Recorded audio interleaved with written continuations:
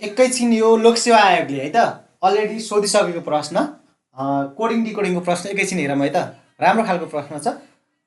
यदि पिओएमओएलओजिवाईलाई है एलओजिवाईलाई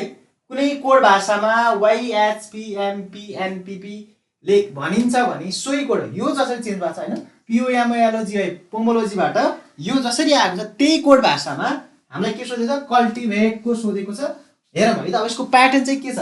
सबैभन्दा पहिला के गरेको छ भन्दा जस्तो यहाँ हेर्नु है यसलाई चाहिँ यसरी उल्टाइदिएको छ क्या फर्स्टको चाहिँ लास्टको चाहिँ फर्स्टमा आएको छ जस्तो वाइजिओएलओएमओपी भएको छ क्या यसरी भनेको एकचोटि उल्टाइदिएको छ क्या फर्स्टको चाहिँ लास्टको चाहिँ फर्स्टमा भएको छ उल्टाइदिएको छ। त्यसपछि चाहिँ के गरेको छ जस्ता हेर्दा यो फर्स्ट र लास्टको चाहिँ कन्स्टेन्ट क्या जस्ता जस्तै राख्छ फर्स्ट र लास्टको पहिला चेन्ज गरिदियो फर्स्टको लास्टको फर्स्टमा राखिदियो सबै उल्टाइदियो त्यसपछि लास्टको र फर्स्टको जस्ताको तस्तै छ केही पनि चेन्ज भएको छैन यी वाइको वाइ पीको पी भए भने अब हेर्दा जीबाट एज भनेको त +1 ओ भनेको ओबाट पी भने पनि +1 हो होइन 15बाट 16 भए 12बाट 13 भए +1 हो फेरि 15बाट 16 भनेको +1 एम भनेको 13बाट 14 भनेको फेरि +1 ओबाट भनेको 15बाट फेरि 16 भनेको त +1 भएको छ। यति बिचमा चाहिँ +1 भएको रहेछ फर्स्ट लास्ट जस्ताको तस्तै पहिलो काम भनेको उल्टाइदिने उल्टाइसकेपछि फर्स्ट लास्टको जस्ता जस्तै बिचमा +1 गर्ने। अब त्यही हिसाबमा हामीले कल्टिभेटको पनि गर्नु पर्यो CULTIVAT भयो त के हुनु पर्यो भन्दा पहिला ई आउनु पर्यो TAVITLUC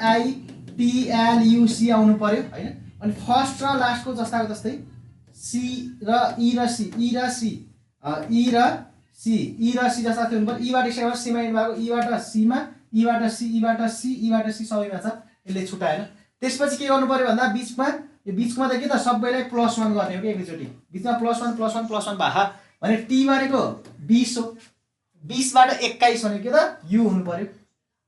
ए भनेको ए को 1बाट 2 हुनु पर्यो +1 गर्दा होइन बी हुनु पर्यो भी भनेको 22 हो 22 मा 1 जोडेर 23 मा त डब्लु